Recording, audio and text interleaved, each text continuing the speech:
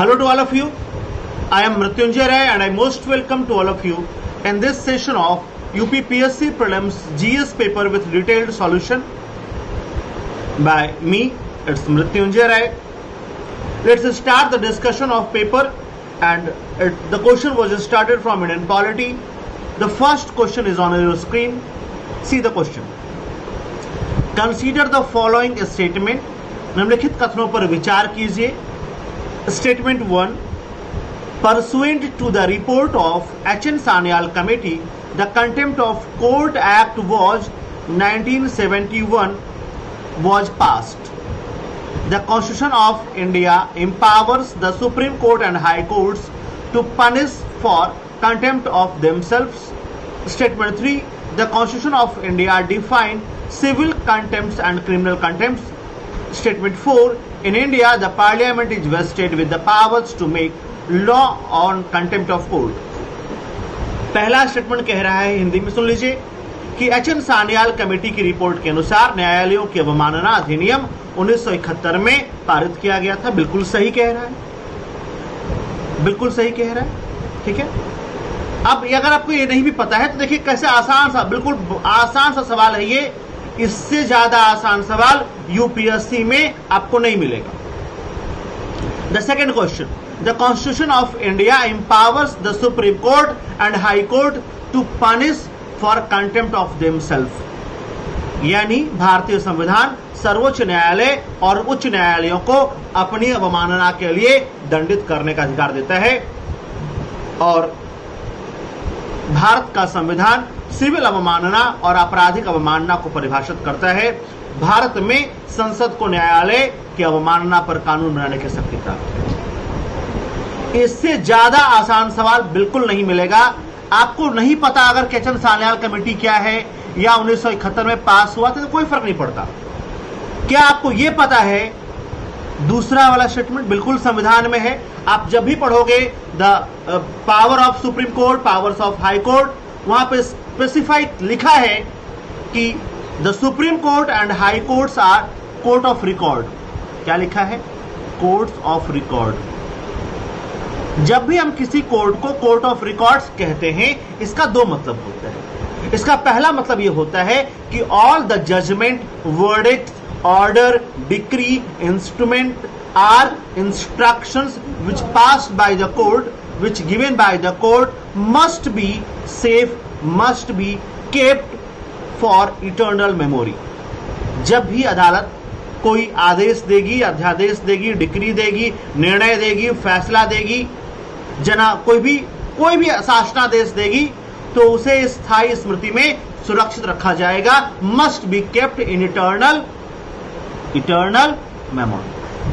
And second बात इसका यह होता है कि every court which is court of records must penalized, must be punished to anyone for their contempt.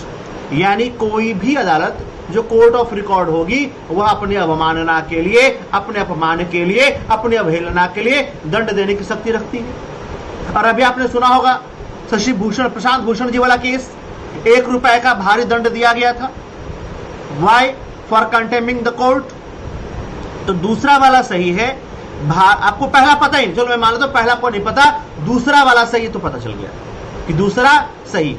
Got it. तीसरा समझिए, कहता है कि भारत का संविधान सिविल अवमानना और आपराधिक अवमानना को परिभाषित करता है. नहीं, this is all about the IPC. ये आईपीसी और सीआरपीसी ध्यान दीजिएगा, और आईपीसी सीआरपीसी हमारे संविधान का हिस्सा नहीं. क्या सजा देगा, किन किन बातों को अवमानना मानी जाएगी, ये पूरा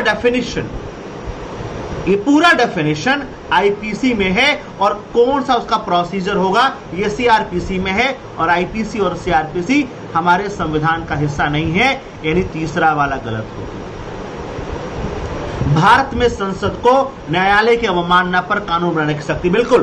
भारत में संसद को पूरे सर्वोच्च न्यायालय से जुड़े मामलों पर कानून बनाने की शक्ति है. भारतीय संसद केवल उच्च न्यायालय और सर्वोच्च न्यायालय की शक्तियां कम नहीं कर सकता. शक्तियों में जितनी वृद्धि करनी है वह भारत का संसद कर सकता है. अवमानना पर कानून शक्ति में वृद्धि है. भारतीय संसद हाई कोर्ट और सुप्रीम कोर्ट के पावर्स को सिर्फ रिड्यूस नहीं कर सकता। क्यों? क्योंकि वो बेसिक स्ट्रक्चर ऑफ कॉन्स्टिट्यूशन है। यानी दूसरा भी सही और तीसरा भी सही।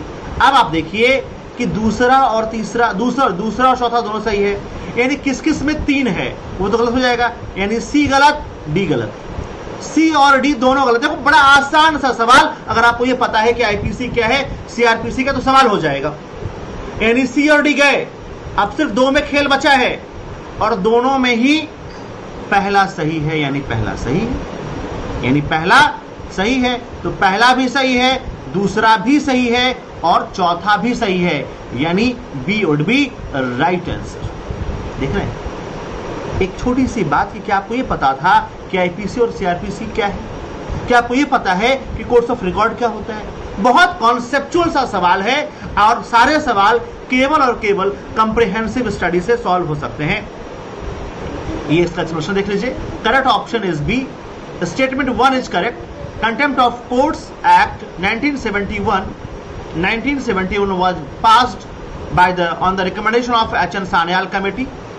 Statement 2 is also correct. Constitution of India polish करने को कहती, क्योंकि क्या है, रिकॉर्ड कोर्ट है।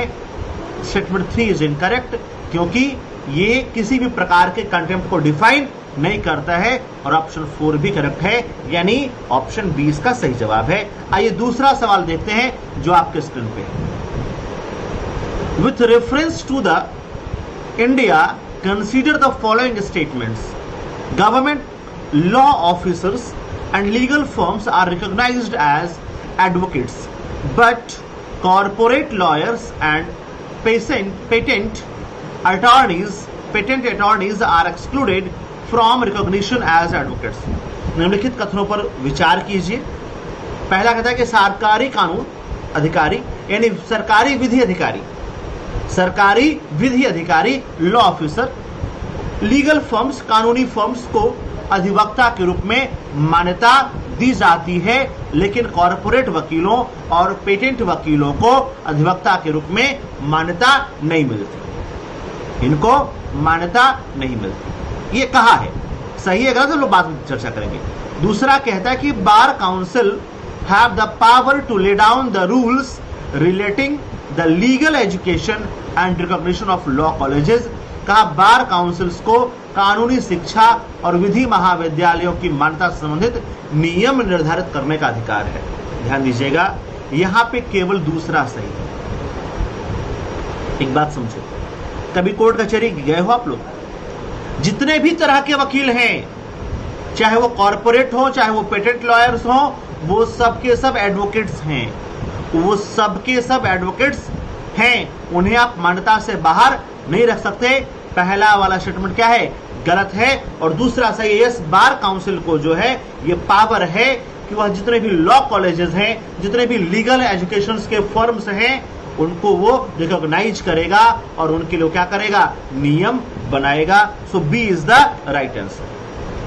The government law officers, legal firms, corporate lawyers and patent attorneys all are recognised as advocates. यही मैं आपको कह रहा था। Statement 2, bar councils have the powers to lay down the rules relating to the legal education and recognition of law colleges. B is the right answer. बहुत आसान से सवाल है, थोड़ा सा आपको डिटेल में पढ़ना है। तीसरा सवाल आपके स्क्रीन पे, कंसीडर द फॉलोइंग स्टेटमेंट। निम्नलिखित कथनों पर विचार कीजिए। अ bill amending the constitution requires a prior recommendation of the President of India। कहा संविधान में संशोधन करने वाले विधेयक के लिए भारत के राष्ट्रपति की पूर्व सिफारिश की आवश्यकता होती है। गलत है ये स्टेटमेंट। भारत में संविधान संशोधन वाले बिल पर भारत के राष्ट्रपति की पूर्व सिफारिश की कोई आवश्यकता नहीं है। मनी बिल पे है, कॉन्स्टिट्यूशन अमेंडेबल बिल पे नहीं है, ऑर्डिनरी बिल पे नहीं है। 3 तरह के बिल होते हैं, ऑर्डिनरी बिल, मनी बिल और कॉन्स्टिट्यूशन अमेंडमेंट बिल। केवल और केवल मनी बिल पे राष्ट्रपति का प्रायर परमिशन होना चाहिए, बाकी किसी बिल पे नहीं। तो क्या हो गया, गलत हो गया। दूसरा कहता है और देखो सिंपल, पहला पढ़े और पहले से देखो जवाब मिल जाएगा। आपने पहला पढ़ा और देखिए पहले से जवाब है एलिमिनेशन प्रोसेस। यूपीएससी के सवालों से आसान सवाल आपको नहीं मिलेगा। ये देखिए सवाल, अगर आपका थोड़ा सा बस दिमाग खुला है, सिर्फ आपको दिमाग का खिड़की खोल के बैठना है, बस नथिंग एल्स। अगर आपने दिमाग की खिड़की खोल के बैठे आप, तो आपका देखिए सवाल होगा। देखिए सवाल पहला गलत हो गया, यानी ए गलत, सी गलत, डी गलत। लो देख लो, एक लाइन पढ़ा और सवाल हो गया। दूसरा तीसरा पढ़ लेना आत्मा की शांति के लिए, otherwise no need to read. The question is solved. B is the correct answer. हाँ, पेपर देख लेते हैं। When a constitution amendment bill is presented to the President of India, it is obligatory for the President of India to give his or her assent. Exactly. जब कभी भी कोई ऐसा विधेयक जो संविधान का संशोधन विधेयक होगा, अगर वह भारत के राष्ट्रपति के सामने पेश किया गया है, तो राष्ट्रपति उस पर अपनी सहमति देगा ही देगा। क्यों? क्योंकि वह लोकसभा और राज्यसभा दोनों से सेपरेटली विथ स्पेशल मेजॉरिटी पास करके आया है। और देखो तीसरा भी यही बात कह देते हैं, कहता है constitution amendment bill must be passed by the both Lok Sabha and Rajya Sabha separately with a special majority, no provision of joint sitting. आप यहाँ पे ज्वाइंट सिटिंग नहीं करा सकते, यानी दूसरा और तीसरा से। देखो कितने आसान से सवाल हैं। अब तक 3 सवाल पॉलिटी के आपने देखे हैं, तीनों ही सवाल आसान हैं, और मुझे लगता है कि आप में से मैक्सिमम लोगों के तीनों सवाल सही हुए होंगे। अगर नहीं हुए हैं तो आपकी पढ़ाई या तो पूरी नहीं है, या तो हाफ हार्टेड है, या आपको पढ़ाई में और ज्यादा चेंजेस की जरूरत है। Statement 1 is correct, no prior approval is needed. 2, yes, it's correct, it's obligatory. 3rd, yes, correct, there is no joint sitting. That's all. Question number 4, consider the following statements. The Constitution of India classifies the ministers into 4 ranks, viz. Cabinet ministers, Minister of State with independent charge, Minister of State and Deputy Minister. एक बात बताएं, in entire constitution कहीं पे भी council of ministers को divide नहीं किया गया, गलत है। काउंसिल ऑफ मिनिस्टर्स का कहीं कोई डिवीजन नहीं है, no any division, no any division of council of ministers. ये तो प्रैक्टिकल चीजें हैं, बट संविधान में कहीं मेंशन नहीं है।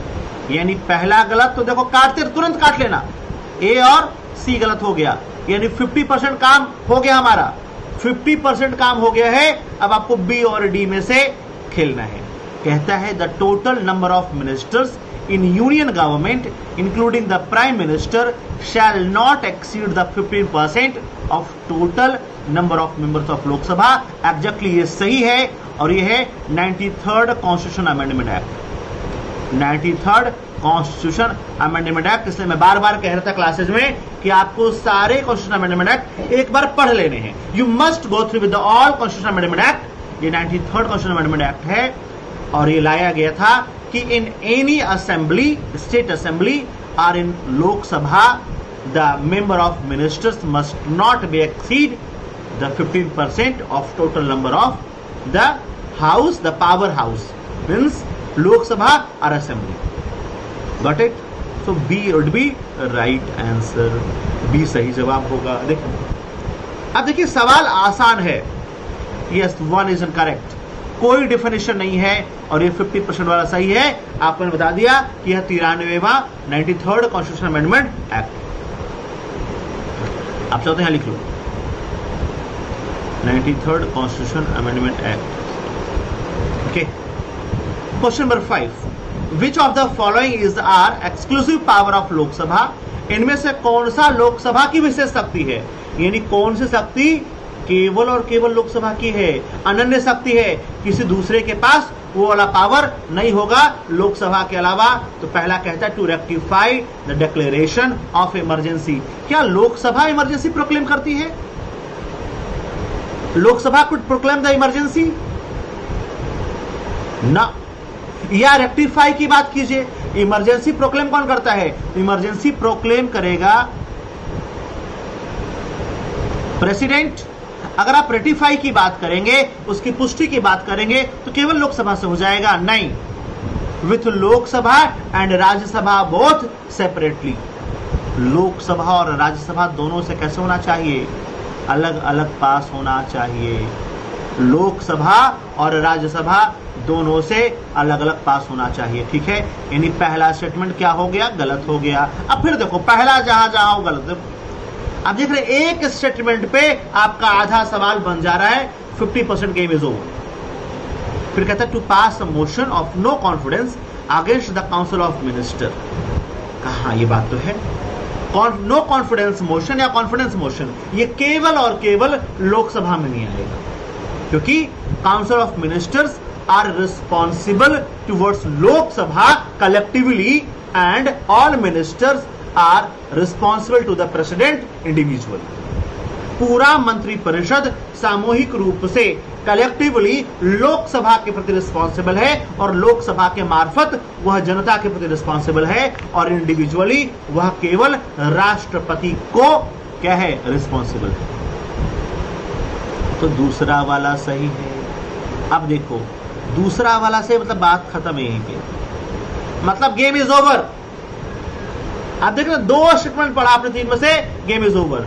And to impeach the president of India, ये फिर गलत हो गया। इम्पीचमेंट जो है प्रेसिडेंट का could be started in any house under article 61। The impeachment of the president could be started at any house. Got it? Lok Sabha या राज्यसभा कहीं सकता था। 2 is correct, 1 is incorrect. For the ratification of proclamation of emergency, a resolution for the same must be passed by the special majority by the both houses separately, as I told you. Third is also incorrect. Third is also incorrect. Okay, and second is correct. Article 75 में कहा है कि council of ministers जो है collectively responsible है लोकसभा के प्रति। सो I hope कि आप लोग 5 सवाल, इसमें कहीं कोई तकलीफ नहीं होगी, एकदम आसान से सवाल हैं। इतने ज्यादा आसान सवाल यूपीएससी में नहीं आए होंगे। और अगर आप ये भी नहीं कर पाए तो एक बार फिर से बैठिएगा मेरे साथ, हम लोग चर्चा करेंगे इंडियन पॉलिटी की। आपको मैं पढ़ाऊंगा इंडियन पॉलिटी की बारीकियां, और हम लोग डिस्कस करेंगे कि how to resolve, how to solve the cases and the problems which can asked in UPSC and in other state commissions. UPSC के सवाल थोड़े से ट्रिकी है बस, और कुछ नहीं है, just a little bit it's tricky. Next question, with reference to the anti defection law in India consider the following statements. Bharat में दल बदल विरोधी कानून के बारे में निम्नलिखित कथनों पर विचार कीजिए। पहला कहता है the law specifies that the nominated legislator can not join any party, political party within 6 months of being appointed to the house. उल्टा कर दिया है, can not join after 6 months होगा, ये गलत हो गया। Can not join after 6 months of his appointment. Got it? हाँ, ये गलत कर दिया है, पहला वाला गलत कर दिया। आफ्टर 6 months होता तो सही होता। The law does not provide any time frame within which presiding officer has to decide a defection case. कहा कि कानून जो है ऐसा कोई निर्दिष्ट नहीं देता है, ऐसा कोई समय सीमा नहीं देता है जिसके भीतर पीठासीन अधिकारी को दल बदल के मामले में फैसला करना। बिल्कुल सही। यानी अगर कोई दल बदल का केस आया है तो फाइनली जो प्रिसाइडिंग ऑफिसर होगा उस हाउस का, वो डिसाइड करेगा। लेकिन वो 1 दिन में करेगा, 1 महीने में करेगा, 1 साल में करेगा, या 1 जन्म लेगा, नहीं पता। वो कब करेगा वो नहीं पता।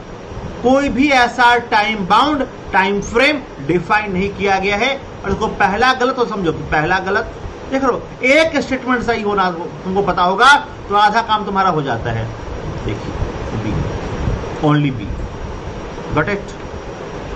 अ nominated member of a house, आपको बताया था after the expiry of 6 months। 6 महीने से पहले नहीं कर सकता, 6 महीने के बाद वो कर सकता है। Got it?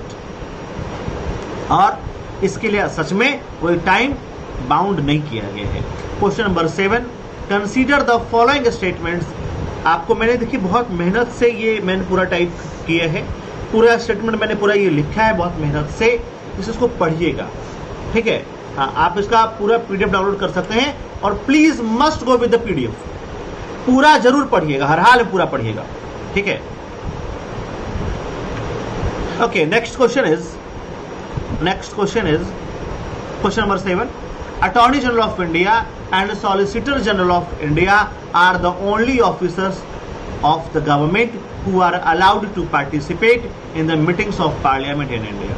कहा भारत के महान न्यायवादी और भारत के सॉलिसिटर जनरल सरकार के एकमात्र अधिकारी हैं जिन्हें भारत के संसद की बैठकों में भाग लेने की अनुमति है। कहा इनको अनुमति तो है लेकिन they are not only one, इनके अलावा जितने भी मंत्री हैं उन सबको संसद की बैठकों में भाग लेने का अधिकार है। और इसके अलावा अगर किसी विशेषज्ञ को बुलाया जाएगा तब भी वह संसद की बैठकों में भाग लेगा। जैसे संसद की बैठकों में दर्शक दीघा में सारे सचिव बैठते थे, आप जब अधिकारी बनेंगे तो आप भी सचिव के तौर पे दर्शक दीघा में बैठ के सुनेंगे, ठीक है। तो दे आर ओनली ऑफिसर्स, ऐसा नहीं है, ठीक है। तो यहां पे पहला क्या है, गलत। दूसरा कहता है according to the constitution of India the attorney general of India submits his resignation when the government which appointed his रिजिग्न।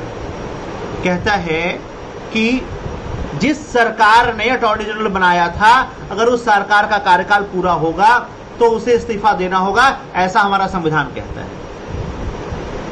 दोनों गलत है, हमारा संविधान ऐसा कुछ नहीं कहता। हाँ, ये प्रक्रिया है, that is procedure, that is practical, but not no anywhere written in constitution, no anywhere. D is the correct answer, D is the correct answer. Statement 1 is incorrect. Solicitor general does not participate in the meetings of parliament. ये केवल attorney general के लिए है, ध्यान दीजिएगा। थोड़ा सा आपको यहाँ पे आके परेशान कर दिया इसने, केवल महान न्यायवादी के लिए था, सॉलिसिटर जनरल के लिए नहीं था। इसके अलावा जो है दूसरा वाला कहता क्या है कि कहीं ऐसा लिखा नहीं है कि वो रिजाइन करेगा। ये जो है मैंडेटरी नहीं है। ये क्या है, आपको अपना वकील चुनने का अधिकार है ना, तो ऐसे ही सरकार को अपना वकील चुनने का अधिकार है। इसलिए ये लोग क्या करते हैं, जैसे सरकार बदलती है रिजाइन करते हैं, ठीक है अपना वकील चुन लेना, हमको चुनोगे कोई बात नहीं, किसी और चुनोगे कोई बात नहीं, लेकिन कहीं रिजाइन करे ऐसा कोई बात लिखा नहीं। 8वां, with reference to the writs issued by the courts in India consider the following statement. Bharat के न्यायालयों द्वारा जारी रिट के बारे में विचार करिए निम्न पर। कहा mandamus will not lie against a private organisation. कहता है कि मैंडेमस जो है प्राइवेट संस्थानों पर नहीं लाया जाएगा, यहां तक तो सही है, unless it is interested with public duty. कहा देखो परमादेश जो है हमेशा आएगा किसके खिलाफ, against executive, against always executive, लेकिन इसमें आप जो है किसी प्राइवेट पार्टी के खिलाफ नहीं ला सकते जब तक कि वह कोई पब्लिक ड्यूटी ना कर रहा हो।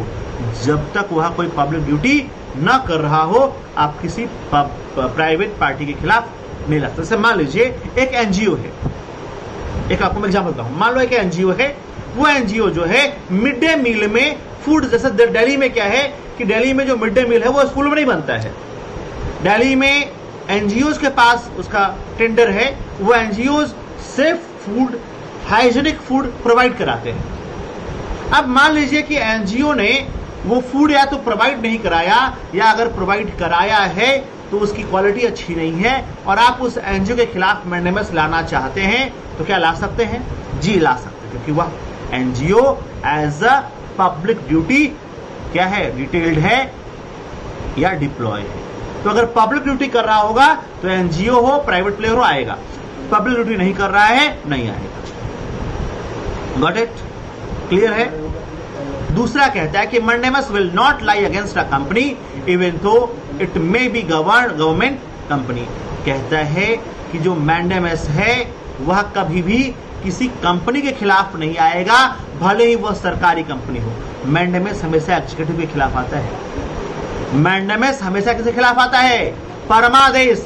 हम आदेश देते हैं कि always against the executive. Company executive नहीं होगी तो नहीं आएगा। भले वो सरकारी कंपनी हो, वो प्राइवेट कंपनी हो। आप भेल, गेल, सेल, INGC या हिंदुस्तान पेट्रोलियम के खिलाफ नहीं ला सकते। Got it? सरकारी बैंक होगा, नहीं ला सकते। मैंडेमस किसके ऊपर आएगा? बैंक मैनेजर के ऊपर मैंडेमस आ सकता है, गवर्नमेंट बैंक के ऊपर नहीं आ सकता। Got it?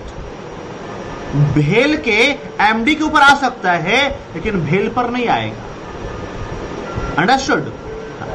तो कंपनी के खिलाफ नहीं आएगा। कहा any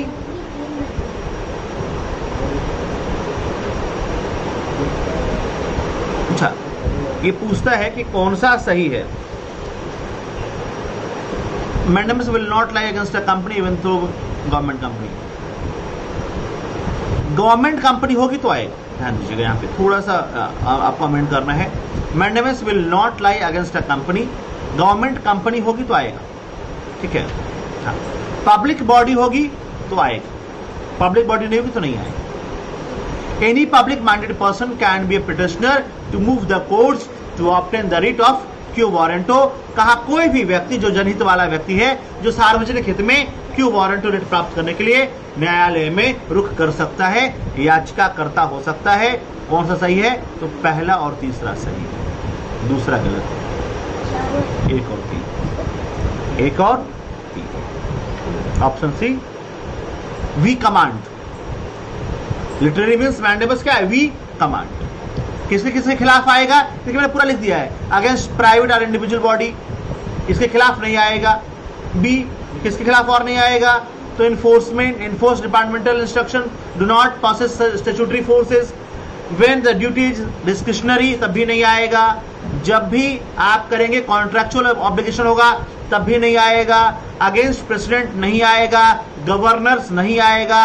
against chief justice of high court and supreme court with their judicial capacity नहीं आएगा। But if they are in the administrative capacity तब आएगा। अगर वहां पे वो एडमिनिस्ट्रेटिव कैपेसिटी में होगा तो आएगा, जुडिशियल कैपेसिटी में नहीं आएगा। क्यू वारंटो में बता रखा है कि कोई भी पर्सन कर सकता है जनहित में। 9वां सवाल, with reference to Ayushman Bharat digital mission. Ayushman Bharat digital mission के बारे में निम्नलिखित कथनों पर विचार करना है। Private and public hospital must adopt it. कहा इसे निजी और सार्वजनिक न्यायालयों द्वारा अपनाना चाहिए। क्या ये सही है? It aims to achieve universal health coverage. Every citizen of India should be part of ultimately. It has seamless portability across the country. कहा कि क्या Ayushman Bharat digital mission private और पब्लिक दोनों हॉस्पिटलों को अपनाना चाहिए? क्या यह यूनिवर्सल हेल्थ कवरेज है? ध्यान दीजिएगा, आयुष्मान भारत यूनिवर्सल नहीं है, it's only for the poor classes. किसके लिए है? केवल गरीबों के लिए है, पूरे भारत के लिए आयुष्मान भारत नहीं है। हाँ, it has seamless portability across the nation. यहाँ पे भी केवल तीसरा सही है। इसकी जो है पूरे भारत में पोर्टेबिलिटी है, पूरे भारत में इसकी पहुंच है और पूरे भारत में यह निर्बाध रूप से आपको मिलेगा। आप कहीं के हो कोई फर्क नहीं पड़ता। अगर आपके पास आयुष्मान भारत डिजिटल कार्ड है तो आपको इसका लाभ पूरे भारत में मिलेगा। B is the correct answer.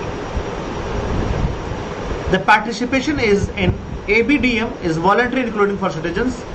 Participation of healthcare facility institutions are also voluntary. का ये पूरे सब जगह मैनेजमेंट जरूरी नहीं है। हाँ, इसे प्राइवेट हैं, लेकिन केवल और केवल वो जरूरी नहीं कि हाँ सारे प्राइवेट हॉस्पिटल जो है इसके साथ अटैच्ड हो। कुछ हॉस्पिटल अटैच्ड हैं, गवर्नमेंट और प्राइवेट दोनों। ठीक है, आइए 10वां सवाल देखते हैं हम लोग। With the reference of Deputy Speaker of Lok Sabha, consider the following statement. Lok Sabha के डिप्टी स्पीकर के बारे में लिखित कथनों पर विचार कीजिए। As per the rules of procedure and conduct of business in Lok Sabha, the election of Deputy Speaker shall be held on such as speaker में फिक्स। पहला स्टेटमेंट है, इसमें 4 स्टेटमेंट। कहता है कि लोकसभा में प्रक्रिया और कार्य संचालन के नियमों के अनुसार उपाध्यक्ष का चुनाव उस तारीख को होगा जो अध्यक्ष तय करता है। उपाध्यक्ष का चुनाव कब होगा? बिल्कुल सही है, पहला वाला बिल्कुल सही है।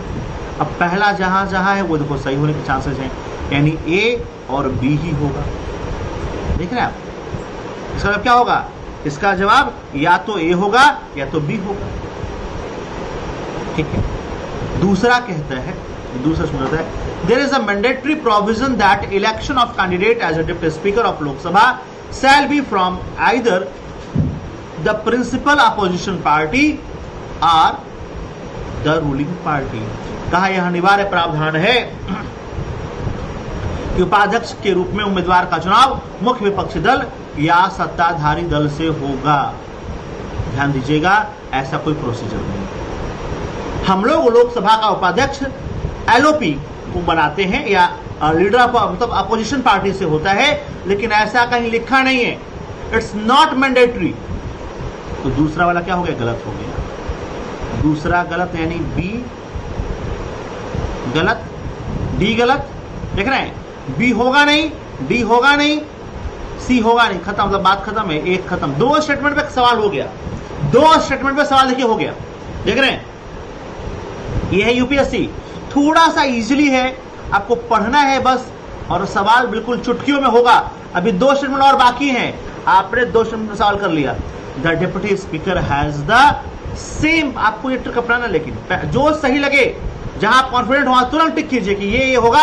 आपको पता पहला होगा सही, तो देखो डी गलत हो गया और सी गलत हो गया अपने आप, इसमें पहला है ही नहीं, यानी गलत है। बी कैसे गलत हो गया? बी ऐसे गलत हो गया क्योंकि इसमें दूसरा सही दिया है, दूसरा तो होगा ही नहीं, तो ये भी गलत हो गया। The deputy speaker has the same power as the speaker when presiding over the sitting of the house and no appeals lies against his ruling. तीसरा वाला सही है कि डिप्टी स्पीकर के पास वो सारे पावर हैं जो स्पीकर के पास हैं जब वह कुर्सी पर हो, जब वह क्या हो, जब वह पीठासीन अधिकारी होगा, तो उसके पास वो सारे पावर होंगे जो पावर एज ए स्पीकर होगा। और क्या कहता है? The well established parliamentary practices regarding the appointment of deputy speaker is that the motion is moved by the speaker and डली seconded by the prime minister. कहता है कि उपाध्यक्ष की नियुक्ति के संबंध में अच्छी तरह से स्थापित संसदीय प्रथा यह है कि वह प्रस्ताव अध्यक्ष द्वारा पेश किया जाता है और प्रधानमंत्री द्वारा विधिवत ऐसा कुछ है ही नहीं, ऐसा कोई नियम नहीं है। बात समझ रहे हैं? प्रथा फिर गलत है। उपाध्यक्ष का हमने ध्यान देना है कि बेटे को उपाध्यक्ष कौन बनाएगा? जो विपक्षी दल होगा वो बनाएगा, वो जिसको बना ले। उसमें कहीं कोई रोल अध्यक्ष का नहीं है, कहीं कोई रोल प्राइम मिनिस्टर का नहीं है। ये देखिए, आपको मैंने सब कुछ लिख दिया है। Like the speaker, the deputy speaker is also elected by the Lok Sabha itself. ठीक है, अमंग इट्स मेंबर्स, आपको पता है। He is elected after election and date of election of deputy speaker is fixed by the speaker. ये भी सही, बिल्कुल पहला वाला सही था ये। Whenever the office of deputy speaker falls vacant, the Lok Sabha elects another member to fill the vacancy. Up to the 10th Lok Sabha, both the speaker and deputy speaker were usually from the ruling party. But since the 11th Lok Sabha, there has been a consensus that the speaker comes from the ruling party and deputy speaker, the post of the deputy speaker goes to the main opposition party. ठीक है? और दोनों के power same है, दोनों के काम same है। क्वेश्चन नंबर, तो ये यहाँ पे आपके 10 सवाल समाप्त हुए। आइए 11वां सवाल हम लोग देखते हैं। In the government of India act 1919 the functions of provincial government were divided into reserved and the transferred subjects. कहता है कौन कौन सा सब्जेक्ट है जो रिजर्व में है। भारतीय शासन अधिनियम 1919, यहां से हिस्ट्री के प्रश्न प्रारंभ हुए हैं। प्रांतीय सरकारी कार्यों को आरक्षित और स्थानांतरित किया गया था। आरक्षित जो है अंग्रेजी सरकार के पास था और हस्तांतरित जो है वह भारतीयों को दिया गया था। आपको बताना है कि इनमें से कौन सा काम है जो रिजर्व था, जो अंग्रेजों के पास था, जिसको कि अंग्रेज ही अपने पास रख रहे थे वो किसी को ट्रांसफर नहीं कर रहे थे। न्याय प्रशासन अंग्रेजों के पास था, बिल्कुल था। भू राजस्व बिल्कुल था। पुलिस था। केवल लोकल गवर्नमेंट जो है दिया था ट्रांसफर्ड में, यानी 1, 3 और 4, यानी सी सही। ठीक, लोकल गवर्नमेंट जो है वो दिया था प्रोविंसेस को। इसमें क्या क्या था? तो local government, education, public health, public works, agriculture, forest and fisheries, ये जो सब्जेक्ट थे ये ट्रांसफर सब्जेक्ट थे। बाकी सब जो था वो कहां था? वो सब रिजर्व में था। In the medieval India the term fanam, ये सवाल बड़ा लोगों को परेशान किया है। फनम क्या था? ठीक है, फनम क्या था? मध्यकालीन भारत में पूछा हुआ सवाल है कि व्हाट इज फनम। फनम जो है क्वाइन है, क्वाइंस, सिक्का है फनम। ठीक है, फनम क्या है? सिक्का। आइए 13वां सवाल, consider the following freedom fighters. आपको बताना है, ये 3 फ्रीडम फाइटर दिए गए हैं, वारेंद्र कुमार घोष, जोगेश चंद्र चटर्जी और रास बिहारी बोस। कहा है कि who of the above were actively associated with the Ghadar party. कहा इनमें से गदर पार्टी से कौन कौन था? देखो, वारेंद्र कुमार घोष अनुशीलन समिति, जोगेश चंद्र चटर्जी अनुशीलन समिति और केवल रास बिहारी बोस हैं गदर पार्टी से। Only 3 D to be right answer. ये दोनों कहां से हैं? अनुशीलन समिति से। 14, with the reference to the proposal of Cripps Mission, consider the following statement. निम्नलिखित कथनों पर विचार कीजिए। The Constituent Assembly would have members nominated by the provincial assemblies as well as princely states. ठीक है, पहला। दूसरा कहता है any provinces which is not prepared to accept the new constitution would have the right to sign a separate agreement with Britain regarding its future status. पहला कहता है कि संविधान सभा में प्रांतीय विधानसभाओं के साथ साथ रियासतों द्वारा मनोनीत सदस्य होंगे। ठीक है, क्या कहता है कि संविधान सभा में प्रांतीय विधानसभाओं के साथ साथ रियासतों द्वारा मनोनीत सदस्य होंगे। क्या क्रिप्स मिशन जो है संविधान सभा की बात कर रहा था? और कोई भी प्रांत जो नए संविधान को स्वीकार करने के लिए तैयार नहीं है वह ब्रिटेन के साथ एक अलग से समझौता करेगा। क्यों? ताकि वह जो है अपना अलग से समझौता करके अपनी स्थिति को क्लियर करे। इसमें केवल दूसरा सही है, 2 only. A constitutional assembly would consist of the members elected from the lower houses of Indian legislature and representative of princely states nominated by the rulers. ठीक है,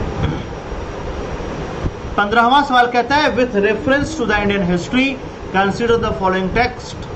कहा निम्नलिखित टेक्स्ट पर बताइए कि कौन सा जो है जैन टेक्स्ट है। निपाति कारण परिशिष्ट पर्व जैन है। हाँ, ये जैन टेक्स्ट है। इसकी रचना किया है किसने? इसकी रचना किया है हेमचंद्र ने। परिशिष्ट पर्व की रचना किया है हेमचंद्र। ठीक है, ये तो है, यानी दूसरा सही है। तो दूसरा सही है मतलब ये नहीं होगा, सी नहीं होगा, इसमें सी नहीं होगा। 3 मिल गया। अवदान शतक तो बुद्ध ग्रंथ है, ये बुद्ध लिटरेचर है। अवदान शतक, अवदान शतक जो है वो क्या है? वो बुद्ध लिटरेचर है। जैन पूछा है, यानी 3 जिसमें गलत होगा 3 लोग, खत्म हो गया कहानी खत्म। मिल गया 2 और 4। ये तो मुझे भी नहीं पता था कि किसका है, लेकिन अवदान शतक जो है ये बुद्ध लिटरेचर का टेक्स्ट है। अगर आपको सब न भी पता, मुझे सिर्फ 2 पता थे इसमें। मुझे पहला भी नहीं पता कि किसका है, मुझे तो 2 पता था कि हाँ परिशिष्ट पर्व और अवदान शतक। इसमें 100 कहानियां हैं, इसमें 100 कहानियां हैं अवदान शतक में, बुद्ध लिटरेचर है। हो गया, कहानी खत्म। 2 और 4 सेंचुरी ऑफ नोबल डीड्स, 100 महान कार्यों की कहानियां हैं। ठीक है, और क्या है? बुद्धिस्ट लेजेंडरी ये कहानी है। ठीक है, और 3 इनकरेक्ट है, इसलिए एलिमिनेट कर क्या करेंगे हम लोग? एलिमिनेट कर दिया, खत्म। तीसरा गलत, तो तो सब गलत। 16वां सवाल, Aryadeva Jain scholar, Dignaga Buddhist scholar और नाथ मुनि वैष्णव स्कॉलर। पूछा है कि भारतीय इतिहास में निम्नलिखित युग्मों पर विचार कीजिए, ऐतिहासिक व्यक्ति के रूप में कौन जाना जाता है? तो आर्यदेव, दिगनाग, नाथ मुनि। जैन विद्वान, बौद्ध विद्वान, वैष्णव विद्वान, कौन से विद्वान है ये आपको बताना है और बताना इसमें कितने पेयर जो हैं वो सही है। इसमें कितने पेयर सही हैं आइए देखा जाए। इसमें केवल 2 पेयर सही है, इसमें केवल 2 पेयर सही है। आर्यदेव ये नागार्जुन या नागसेन के शिष्य थे, यानी ये जो है बौद्ध विद्वान।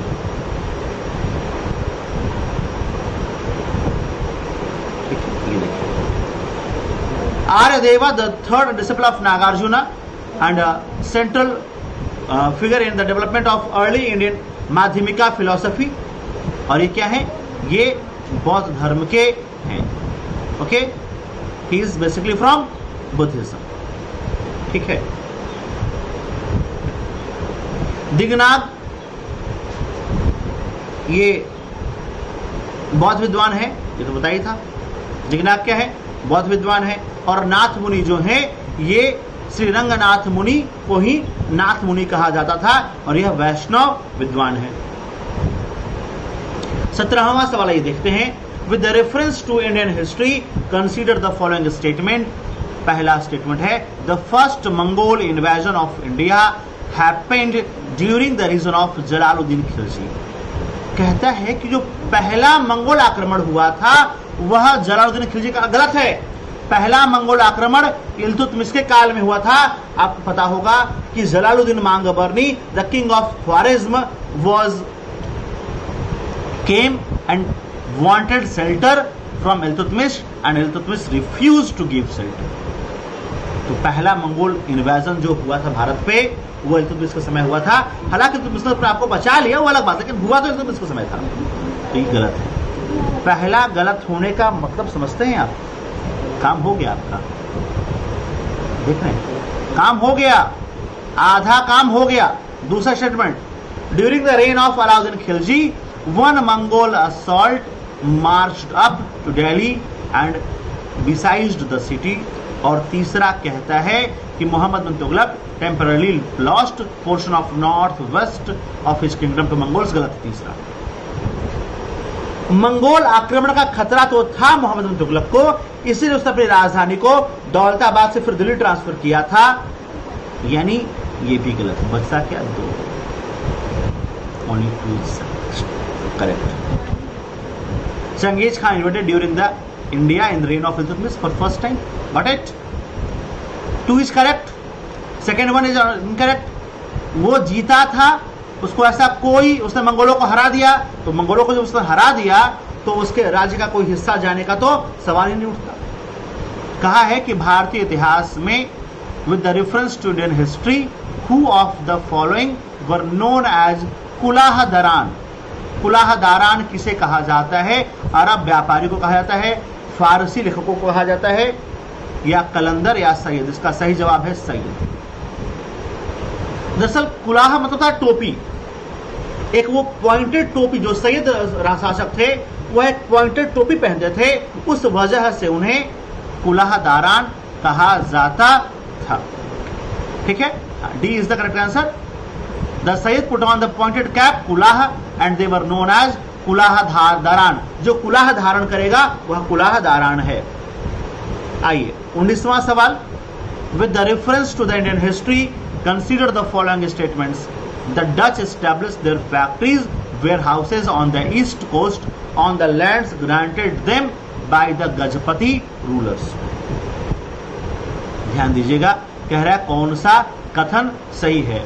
आपको ये तो पता होगा कि भाई जब डच आए थे तो सबसे पहले कहाँ गए थे? वो पूरब में, और पूरब में भी कहाँ गए थे? मसूलीपट्टनम।